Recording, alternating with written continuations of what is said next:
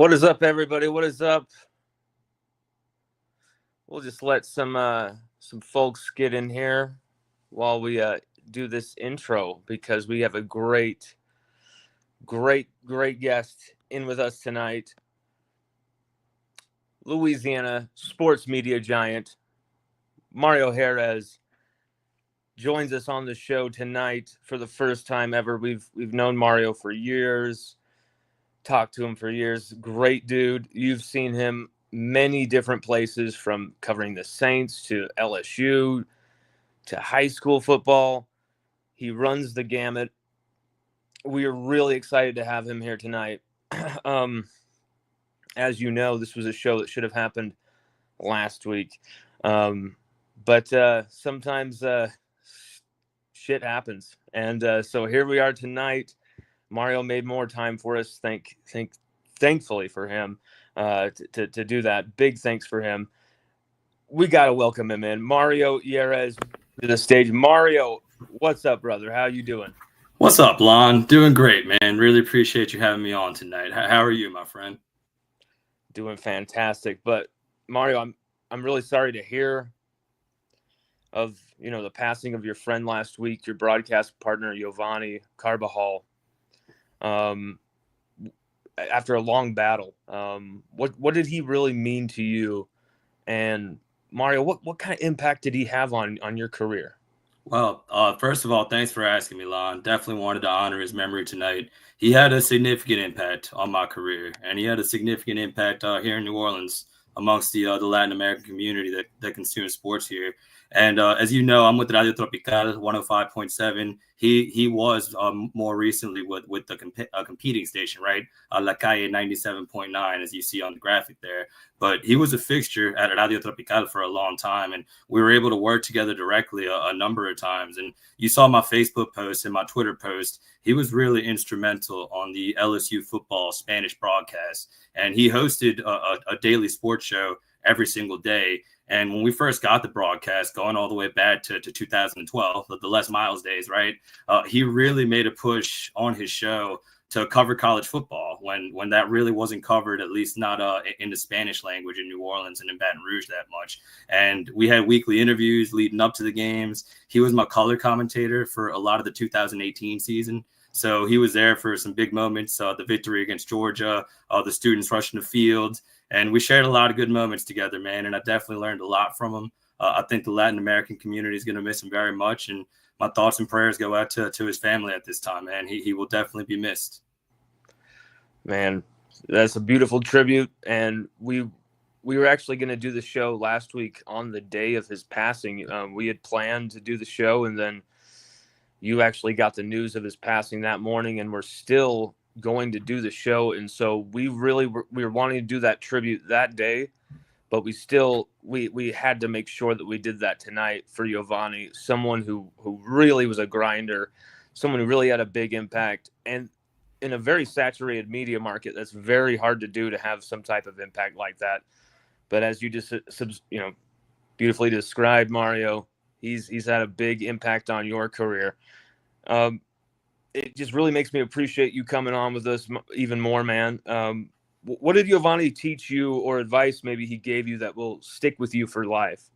Well, a lot of just technical stuff on the radio before anything, because, English language versus Spanish language on the radio is a big difference. And when I was young, he was actually the first person, now that I think about it, he was the first person to ever interview me on the radio and ask me about sports. Leading up to the first season, I did play-by-play for LSU.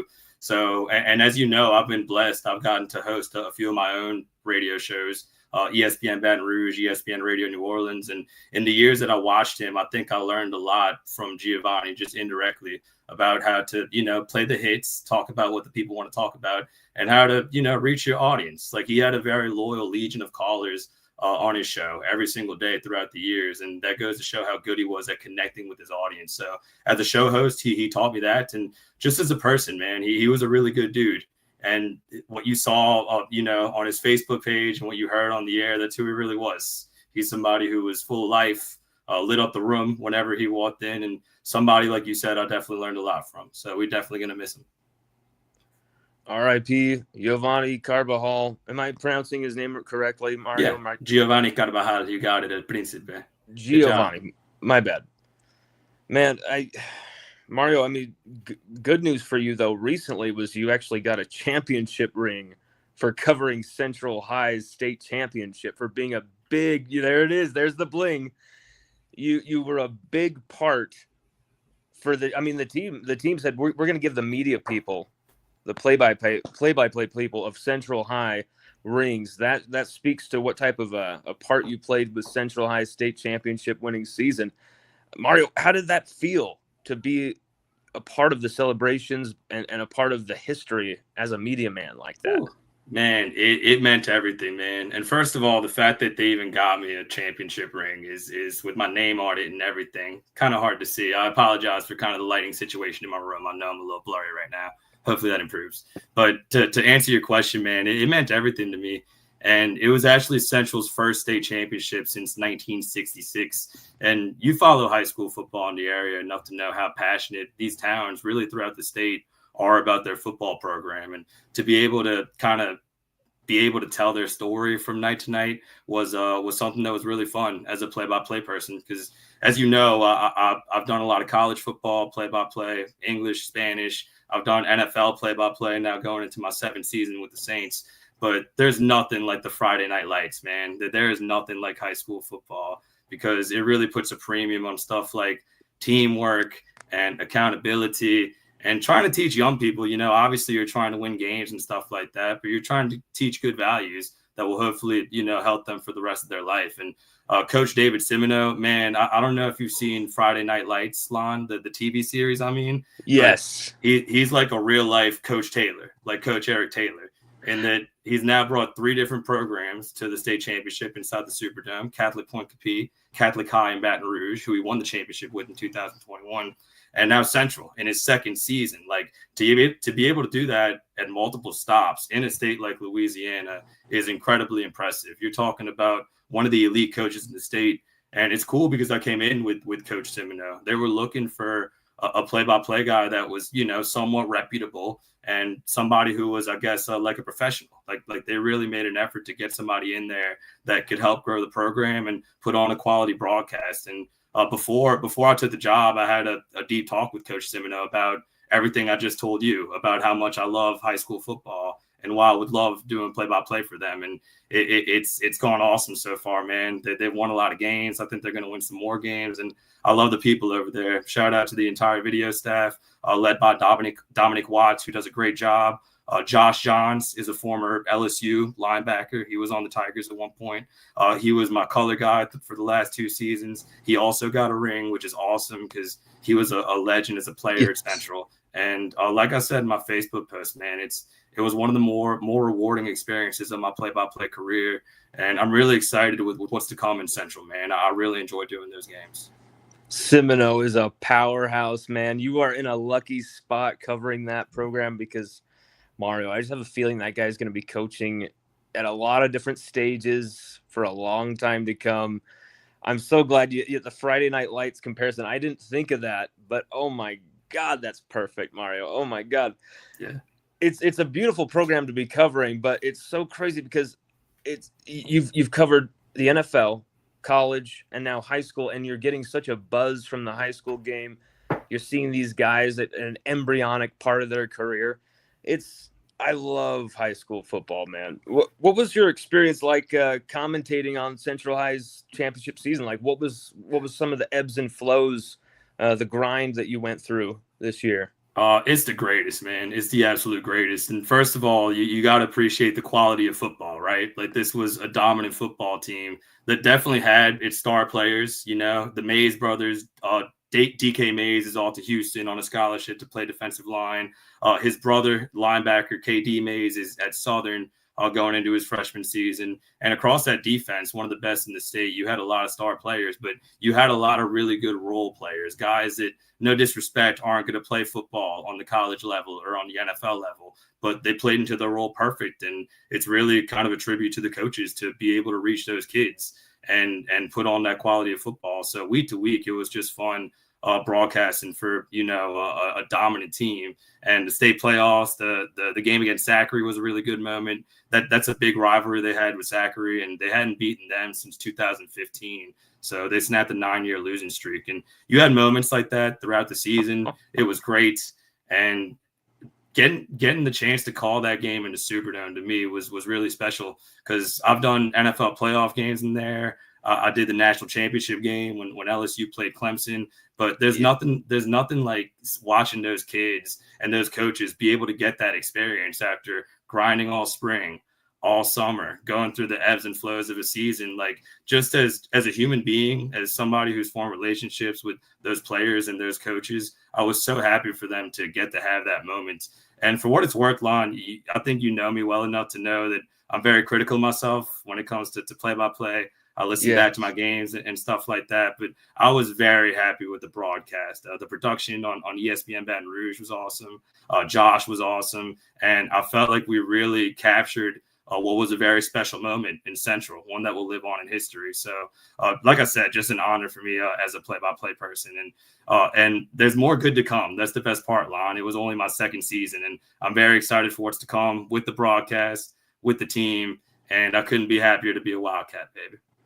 Man, I mean, Semino, he's going to be winning for a while, so you're gonna be there for quite a ride, Mario. But I mean, it's just cool to see you enjoying this, and of course, you're going to not be as self-critical or self-analytical or pick yourself apart when you're enjoying every freaking moment of it, and you're around people who really, you're of a like mind. You're all, in the same mission. You're pulling in the same direction. When you're in those type of environments, man, usually those type of, things go out the window. But it's good. I love hearing this from you. But Mario, I mean, you've got a lot of experience. You've covered LSU football. You just brought that up. You were in there for the Superdome National Championship. We're going to get to that. But you've covered the Saints, of course. You've covered high school ball in the boot. But what is the best for you? What do you enjoy the most? Ooh, that's a tough one, man. It's all really fun. I kind of just love doing play-by-play. And like I told you, my history. I've done a lot of radio, like sports talk, hosting programs and stuff like that on YouTube, similar to how you do with your show. But I just love calling games, man. And it's not even just football. I do a lot of basketball games. I've done Nichols games and stuff like that. And it's all just a blessing. It goes back to my childhood. It's something I always kind of dreamed of doing. I was blessed. I got some good opportunities kind of early on. When I was 18, this is, you asked about kind of my favorite things, my favorite memories. I love telling this story, so I'll share it with you right here. The first time I ever did play-by-play for any football game was in Tiger Stadium. At the time, I was an 18-year-old high school senior, and going into that game, I'll never forget, it was the season opener against North Texas, the Mean Green. You're familiar with them, Lon? Yes. I remember this game. Yeah, I wasn't even working for the radio station at the time. I was just a friend of the owner of the radio station. He goes way back with my parents. And he asked me, he knew I was interested in broadcast and communication, stuff like that. He asked me to come down to Baton Rouge to be a spotter, like help them with stats, trends, and stuff like that. But the gentleman that was supposed to call the game that day had to cancel at the last second because Hurricane Isaac had just hit New Orleans. And some people got it bad with that storm. Some people got away unscathed. But this guy just happened to had sustained pretty significant damage to his house. And it's not like his house was destroyed or anything like that, but it was something that he kind of had to attend to immediately. So he had to cancel on the LSU game. And at the time, they're kind of in a bind. They had a color guy. They had a sideline guy. But they didn't, for whatever reason, feel comfortable with doing the play-by-play. So the owner of the station asked me to do it, or asked me if I was comfortable. And I was like, heck yeah. I've never called a football game before. I don't even speak Spanish that much at that point. But yeah, I'll do it. And it was a little rusty, but it was good enough that he asked me to do the next game and the game after that. And I ended up doing 9 seasons of LSU football, including the national championship in 2019. So that's kind of what kickstarted my career. And it's hard going back to your original question, man. It's hard to kind of pick a favorite thing because every experience has been so unique. Like there's nothing like the Superdome on an NFL Sunday, right? There's nothing like Saturday night in Death Valley. There's nothing like Friday Night Lights across the state, not just at Central, but in the New Orleans area and across Louisiana. So it's really hard to kind of pick a favorite, but it's something that I really enjoy doing, man. It's definitely my passion in life, and it's something I hope to continue to do for a long time. I know you will be. Absolutely. I know you will be. We will all be listening and watching Mario for decades to come, and that is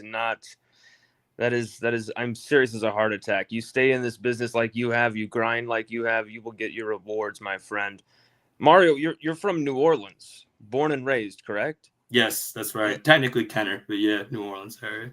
And your parents are both from Guatemala and started planting their roots in New Orleans, and both parents of yours are LSU alums. And when was covering sports? When did that first become your ambition? Did you have any other like career paths in mind?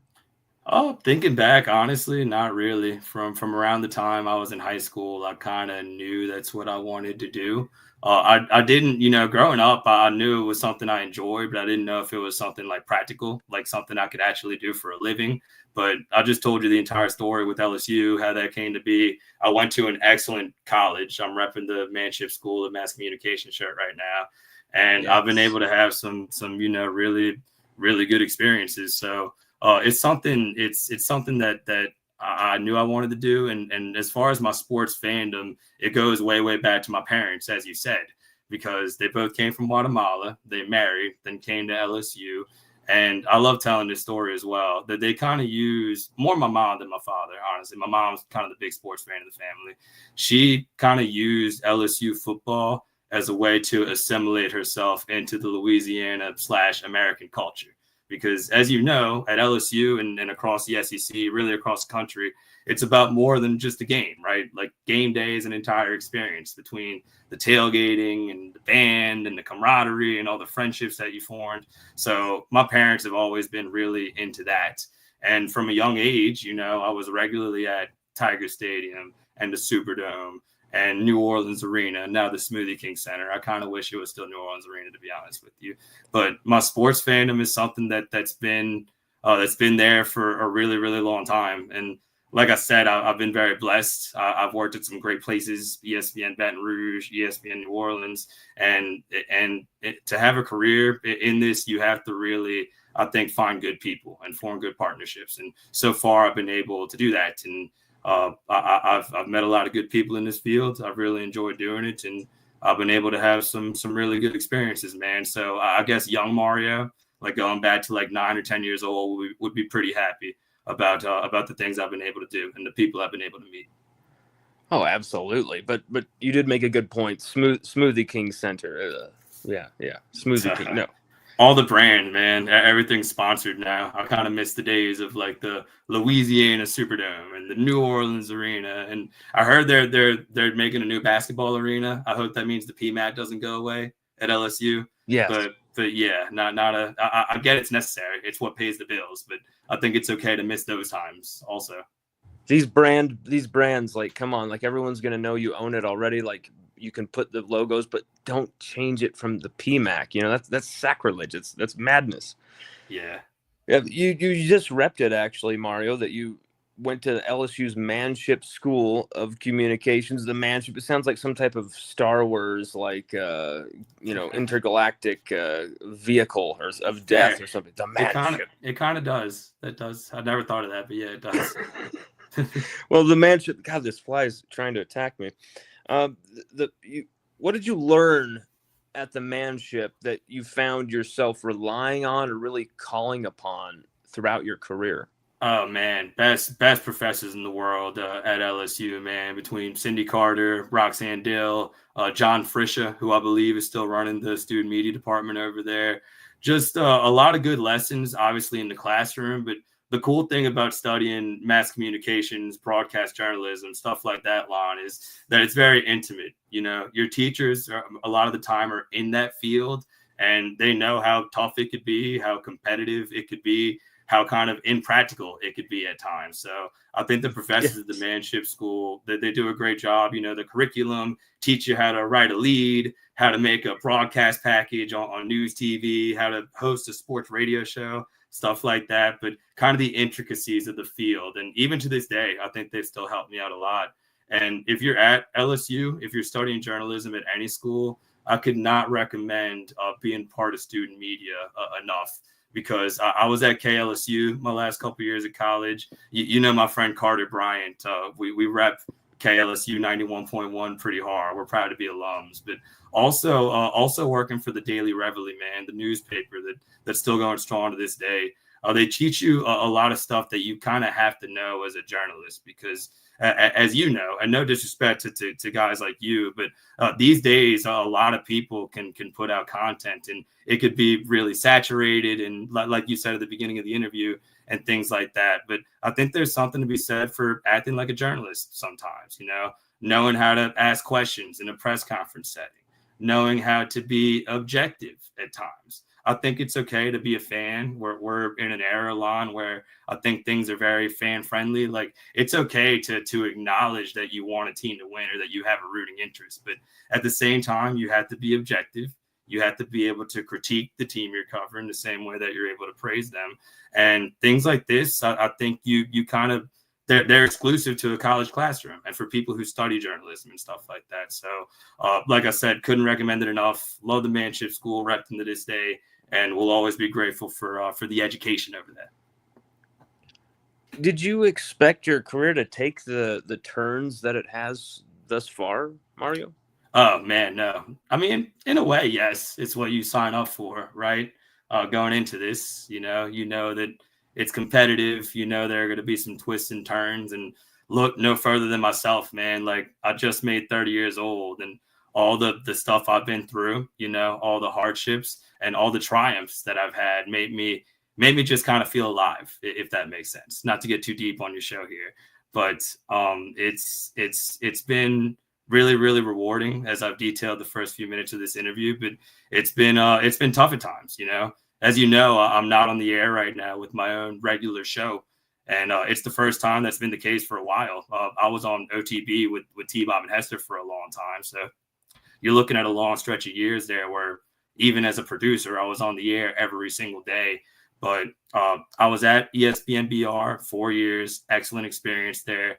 Came back to New Orleans. There was a good opportunity here with Gus Kattengell, who at the time was hosting a daily show on ESPN New Orleans. He left to go work for the Pelicans full time for their radio broadcast. So it opened up a window for me. I was able to host my own show with Casey Gisclair. It was called The Pregame on the now defunct ESPN Radio New Orleans. And that was so much fun. Just like the show with Musso at ESPN Radio Baton Rouge was so much fun. The sports betting show that me and Matt Musso hosted, going into Matt Moscona's show on ESPN Radio Baton Rouge. Yeah. So as I've told you, man, I've been able to host 2 different shows on 2 different ESPN radio affiliates. But a few months ago, ESPN Radio NOLA 100.3 was sold. The owner sold the station to somebody else. They changed formats. They became a hip hop station, and it kind of it didn't put me out of a job per se, but it took my show off the air. And as you know, as you've detailed, ever since then, I've stayed active. I've been working part-time at the Cost Communications building, running the board, producing for a gentleman named Corey Johnson, who covers talk and politics here in New Orleans, does a great job. I enjoy being on that show. And I'm also at 106.7 The Ticket, working part-time as a producer, also as a show host when needed. You actually came on with me the other day. I appreciate you for doing that. And that was awesome. Yeah. So thank God I've been able to stay busy. But yeah, it's been some hardships, and I'm not the only guy that's gone through something like that. You know, the station being sold and your show getting taken off the air and stuff like that. So it's something you prepare for. You try to be responsible. You try to take calculated risks. But yeah, man, it can be pretty up and down. And if you ask any show host that, I think they would tell you. So it's been challenging at times for sure, especially recently. But it's also been really rewarding, man. I've been very blessed, and I'm very grateful for the career I've been able to have, and I'm still trying to go strong in. Well, there's always going to be opportunities that are going to open up. It's such a huge sports market, and you've you've got so much experience, Mario. You've got a lot of great references. You this season will pass. Trust me, my brother. Thanks, Lon. And not to cut you off, man, but for what it's worth, you've kind of been a fixture in the LSU football community, I think, for a long time, man. And I think this interview has been a long time coming. You always show love on my shows, whether it was ESPN NOLA, you hopped on with me, ESPN Baton Rouge, you hopped on with me and Musso. And I really appreciate you, man. I told Carter this the other day, but it's been fun kind of forming this friendship with you, man. I've really enjoyed it. Man, that's cool. Carter. I mean, that's crazy. Carter the Power, my man. Carter the Power. Let's go. When I discovered that there was a human that existed named Carter the Power and that he was like an LSU junkie, I was like, oh my God, this guy is awesome. But Mario, that was too sweet of you. I mean, you've given me some great opportunities. Some of those radio segments you've had me on. I mean, I don't do too many other shows. You know, I can't really count how many shows I've been guests on, but it's not as frequent as some other people. And so those type of opportunities, man, I thank you from the bottom of my heart, man. You're incredible for that. And but really I remember driving to work, Mario, daily, and your voice would be the first voice I would hear when I would turn on the phone, the YouTube to get to OTB, and it'd be like, this is today's OTB. You would set it up.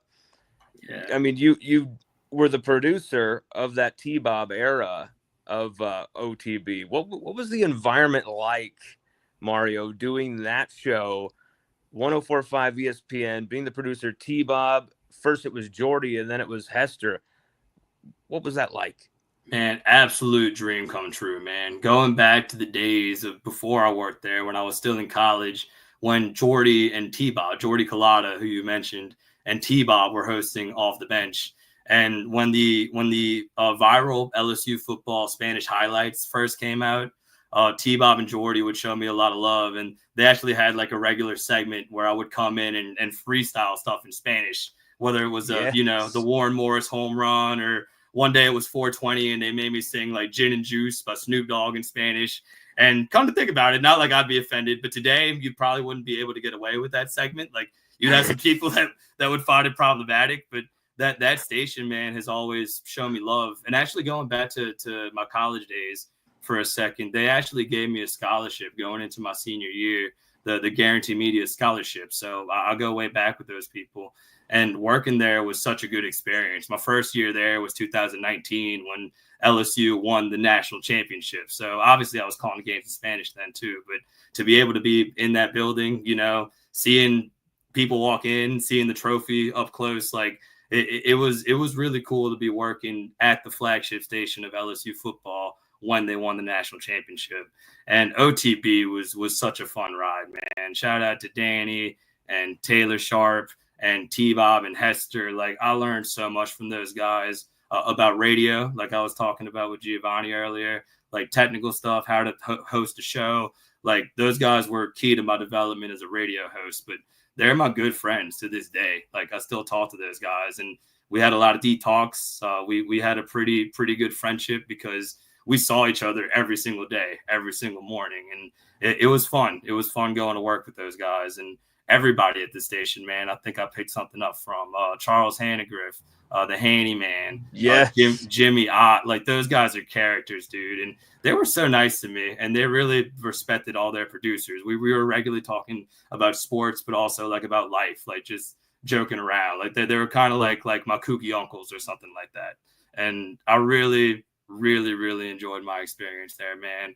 Shout out to Gordy Rush, who has run a good operation there for a long time. He's somebody else who has been a really good friend to me, has had my back for certain stuff in the radio business. So that was a cool experience working at that station, man. And for what it's worth, Lon, living in Baton Rouge, I think kind of raised me in a way, because being at that job and living there was the first time in my life that I was kind of on my own. In college, I was kind of on my own. I was living with my buddies who were my roommates, but it was the first time I was, in my own apartment, having to pay rent and stuff like that. And living there and working with those people, I think kind of raised me in my mid-20s. I was there a long time. So not only working at that station, but living in Baton Rouge and being on my own for the first time was a lot of fun. And I know I'm rambling here, but one more thing that I had to mention, if I'm talking about my experience at ESPN Baton Rouge, one of my favorite things that I did was forming a friendship with Hilly, Jeremy Hill. You know him, Yeah. LSU running back, absolute legend. And we did a show together for a time. Me and Musso temporarily hosted a show from 12 to 3. And as Musso got ready to produce Moscona's show, had to do production stuff, the last hour every day was me and Hilly.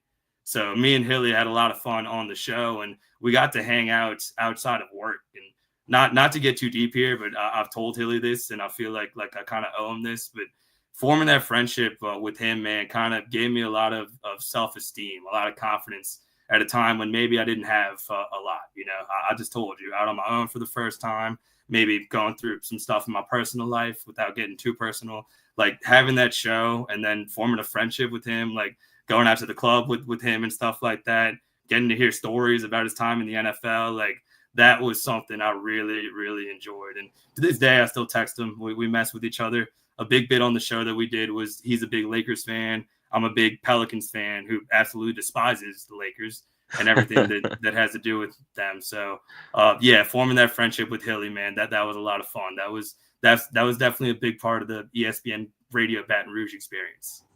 Man, Mario, feel free to ramble and feel free to get as deep as you possibly can or feel comfortable doing on this show. That is the point of this show, my man.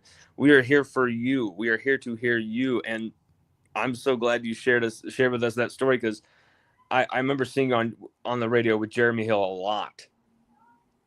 This is just so cool because it just takes it to a whole nother level. Lets me kind of see in 3 dimension kind of your experience. Mario, this is something I really wanted to get into because we're even getting some questions and some comments about this, Mario. Yeah, shout out to the chat, man. I see a few people in there. Shout out Carl the cat. I see him always showing love. Yeah, definitely. Let's interact with the viewers for sure.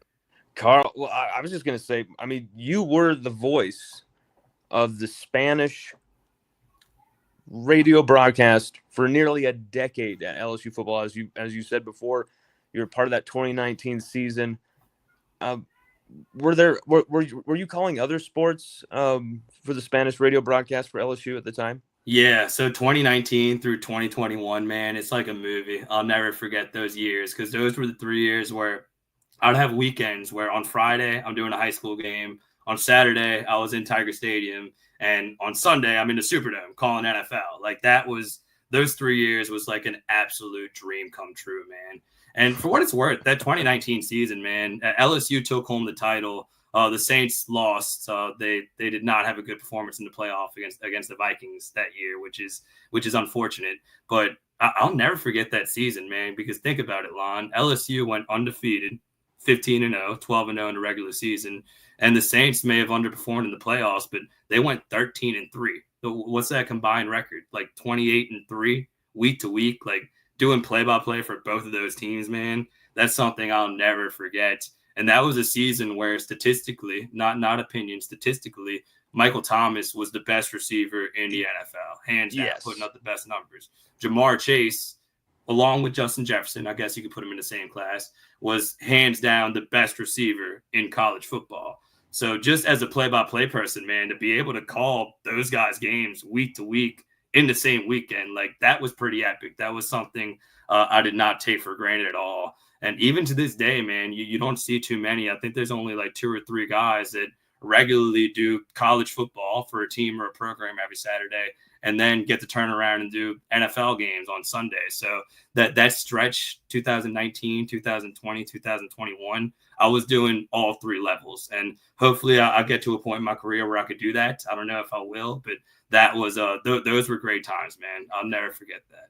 Usually you're only going to experience that when you're coming up and people are like, oh, quick, I need you over here. But like the fact that you have all of that in your locker at such a high level, Mario, never forget about that. Never sleep on that. Never doubt yourself. You have all of that in the bank, in the resume to call back upon. Like, Mario, it's just incredible and rare what you've done. I mean, some LSU fans are actually asking us, when's the LSU Spanish radio broadcast returning? Well, not anymore, but we used to, and it was very popular that we had that Spanish radio broadcast. I think it was cut in 2021. How many you were on the air for 9 years with that, and then they stopped at 2021. Would you hear feedback from Spanish speaking locals while doing it, and what would they say? Oh yeah, at the time, like I said, I'm not gonna lie to you. At first, it kind of took a while to catch on, like college football, specifically in New Orleans amongst Latin Americans. Like you have soccer, obviously, which is kind of king, and then you have the NBA and the NFL with the local teams here. They built a big fan base with the Saints and with the Pelicans. But LSU, it kind of took a while to catch on, but obviously LSU had some great years there, late in the Les Miles era, early on the Edo era. And eventually it became a fixture in the Latin American community. And there was a lot of pride really amongst the state to just see LSU football with Spanish audio highlights, right? And to hear LSU football being played, being broadcast in their native language. Because I told you about my mom, her experience, how going to LSU and specifically going to the football games kind of helped herself assimilate into American culture. Like that's the case for a ton of LSU fans. And you have all the people in New Orleans that were consuming Giovanni's show and stuff like that. But Lon, you also have LSU alumni in Latin American countries all across the world, in Europe, in Central and South America. And all these people would tune into the Spanish broadcast, or a lot of them would. So it was a point of not just their, weekend routine, but it was a point of pride to see LSU football games in SEC country. And now you see a lot of these schools, having Spanish broadcasts. The guy at Tennessee, Carlos Lopez, is doing an excellent job. But it was something that really was slow developing. But at the time, we had a big following, and they didn't understand why the games were taken off. But that's not really anybody's fault. It just kind of is what it is at this point. And we've been in talks with LSU. I've still been able to cover a couple of games and get credentialed and go on the radio, write stories for the website and stuff like that. But it's something that just has not been in the cards the last couple of years. I hope in the next few years it's something that we could revisit. Although, as you know, I'm taking steps in my own career. I don't know what games I'll be calling, next year or the year after that, but there'll always be a place in my heart for Tiger Stadium. And I have a good relationship with the people there. Like I said, we've talked regularly about bringing the broadcast back, but there are certain things we have to do, certain requirements that we both have to meet before that happens. So the folks at LSU have been great in communicating with us, and hopefully that's something that we can bring back down the road. It looks like this season, honestly, it's probably not going to happen, but hopefully, as early as next year and future years, we could be back. We could be back in Tiger Stadium. There's definitely an appetite for it amongst the Latin American community, man. As you said, we were there for 9 years. I felt we put on a great broadcast. It says a lot when people that don't even speak Spanish, ask about the broadcast and say they miss it and stuff like that. So it's something we were really proud of. It's something we hope to bring back one day. So hopefully that happens. Mario, I was literally just about to say that. Did that kind of blow your mind? How many of us gringos were really into that Spanish broadcast and were retweeting the hell out of those tweets of those calls? It's so awesome, man. Because I think football is like universal. Like obviously, it kind of sounds like a soccer game. I'm speaking really fast, but everybody knows what touchdown means.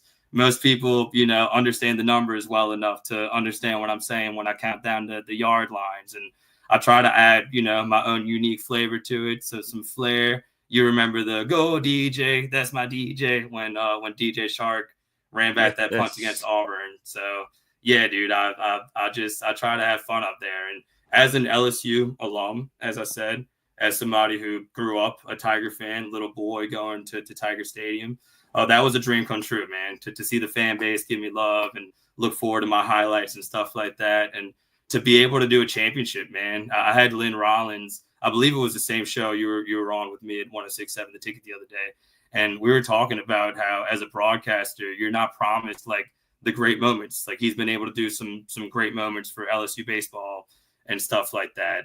We talked about me doing the state championship with Central earlier, but Yes. no matter what happens the rest of my career, man, no matter what games I call or what my title is or anything like that, I broadcast LSU football winning a national championship, my school in my home city. Like that's something that nobody will ever take away from me, and something that I'll always just be honored to be able to say that I did, man. Like that is just the ultimate. Like I said, I enjoy everything. I enjoy calling all these games, but it's hard to think maybe if the Saints go to the Super Bowl or something like that, but it's hard to think anything will ever stack up with that. Man, I mean, you called the greatest team of all time in college football history, winning a title, undefeated title, Heisman winner. Everything is just perfect. But the championship game is in your hometown. You didn't have to go anywhere. It's right there in your. I mean, it's just things happen for a reason, my friend Mario. Things happen for a reason. Yeah, dude. And I experienced it as a fan. Like LSU, as you know, loves making the championship when it's in the Superdome. But I wasn't in the building in 03. And honestly, I think I was a little young as a 9-year-old back then to kind of understand the significance. But I knew LSU was the champs. I knew my parents were happy. And then in 07, I was a little chubby kid in the stands cheering on Jacob Hester, who I would go on to work with and be on the radio with. So I got the experience as a fan, which is, super special at a place like LSU. But the 2019 team, that experience, to be able to do it as a broadcaster, like a culmination of my hard work and graduating from LSU, like it was unique in that way compared to the other national championships. And I did not get a ring for that team. Maybe I should have. I was there a long time at that point, but I did keep the confetti. And I love doing this when people ask me about it. Make it rain with the purple and gold confetti. So yeah, great memories. Everybody at the athletic department, you heard it. Mario Jerez, he needs that championship ring. He needs that ring. He deserves the ring. Damn it! Thank you. Appreciate that. Mario, you're now doing the Spanish commentating for the Saints. How long have you been? How long has that been going on for? Man, I'm an old man, Lon. I'm going into my 7th season now, actually. And I've been covering the Saints on the radio in Spanish for 9 years. Before it was on a different radio station, and I was doing the pregame show, the halftime show, and the postgame show. But since 2019, I've been the Spanish radio play-by-play voice of the Saints. And it's been an absolute dream come true. Like, again, man, I've been so blessed. I told you everything I got to do with LSU, which is my school. I'm an alum. My parents went there, but New Orleans is my city, man. And everybody who knows anything about the Saints in New Orleans knows how special that connection is between the fan base and the city. And to be able to be a Saints fan my whole life, and then to be, kind of thrust into the action as an NFL broadcaster with that team and that stadium, like, it's something I don't take for granted. And I know, Saints fans, a lot of them right now aren't super happy with how things have gone. 4 straight years of no playoffs. That's definitely not the standard here. It hasn't been, but it's still been so much fun, man. I still look forward to every single game and every single Sunday. And for what it's worth, I think we're going to see some better times. Hopefully we go back to playoff games and division titles and stuff like that, which I did get a taste in my first 2 seasons, 2019 and 2020. In the booth, the Saints did win the division last 2 years with Drew Brees, and it's been kind of trying on the field, I guess, the last 4 years. But you've seen glimpses of hope. I've done my best to try to capture those in the booth, calling the games, and it's been a lot of fun the last 6 years, man. I think it's about to be even more fun the next couple of years. And Cesar Superdome, that's what we call it on the air. Well, they've got a great new coach. I love Kellen Moore. I love that they've got set up, and actually, you guys have the quarterback's coach, who is the father of LSU's current starting quarterback, Doug Nussmeier, quarterback's coach for the Saints. Or is he offensive coordinator? Offensive coordinator. Okay, yeah. okay, got that wrong. Kellen's calling the plays, but he's technically the OC, yes. That's what. Okay. Mario, what are your thoughts on this 2025 LSU squad and what is possible? A lot of people are saying championship or bust. Kelly's got to at least make the playoff. You're at least hearing, with the investment put into this team, with the roster LSU has, you've got to at least be contending right on that doorstep. Where do you see LSU? What do you think is the ceiling for this team? Where do you think this season's headed? There's definitely a lot of potential. I mean, that's the case every year in Baton Rouge, or at least that's the expectation, right? Fair or unfair. And I like the roster that LSU's put together. And for what it's worth, Lon, I've been critical of Brian Kelly at times, some bad losses last year, but I loved his attitude and I loved his remarks at the SEC Media Days, talking about how confident he is in this team and talking about how he kind of feels it's this team's time. And I don't think anybody's expecting like a 2019 season be dominant or anything like that, but don't lose to the Floridas of the world, the Texas A&Ms of the world. Give yourself an opportunity in an expanded playoff now, a 12-team playoff, to be one of those teams at the end. And that means you're a team that can have some flaws. You could lose some games. I know people would freak out. The sky would be falling in Baton Rouge if they lose this first game against Clemson, but you can even drop that one and still have a lot of opportunity in front of you. So I think those are reasonable expectations. I think LSU has a great quarterback in place with Garrett Nussmeier. And going back to Sat Mettenberger line, when these LSU quarterbacks have a full season of experience under their belt, they've really been unleashed in their second season. And that's true of every coach. That happened under Les, that happened under Edo, and that's happened already under Brian Kelly with Jaden Daniels, and now hopefully with the Nuss Bus drivers. So the expectations are there because the team is really good. And you finally have some continuity for the first time, I think, in Brian Kelly's entire tenure, right? You're bringing back both coordinators on both sides of the football. And it's a team that has a lot of talent. Can they put it all together? Can they not come out flat in these games? Like, they really have to learn from the downfalls of last year, I think. And if they're able to do that, they can have a really, really good season. And I know there's some newcomers, that there's a lot of unproven players, I guess you can call it, on the offensive line. But Brian Kelly's talked about developing those guys. He's talked about having faith in those guys. And LSU looks to have a pretty complete football team, man. I'm excited to see what they can do. Championship or bust, I think that's fair. I think if you don't at least make the top 12, you're going to have some pretty upset people. But I think that's pretty likely given how LSU looks. So I'm excited. Mario. I think this is just going to be a very, very intriguing season no matter what happens. There's just so many pieces to talk about. Harold Perkins, how we're going to use Harold Perkins. Can this defense stop a running quarterback? Could this offense be a juggernaut? Can we run the football for half a yard on 4th and 1? There's so many crazy questions, good or bad, for this team. But Mario, like you said, this interview is a long time coming, but let's do this again, brother. Yeah, dude. Anytime, man. I enjoy chopping it up with you, Lon, talking football, talking life. You've come on my programs before, so I'm glad to return the favor, man. And yeah, this was a lot of fun, man. I'm happy to come on anytime. We got a request from Brennan Huff. Get Mario to yell touchdown, DJ Shark. For you, man. I normally don't, but for you, I'll hit a touchdown. LSU. Man, I miss doing that. Not gonna lie.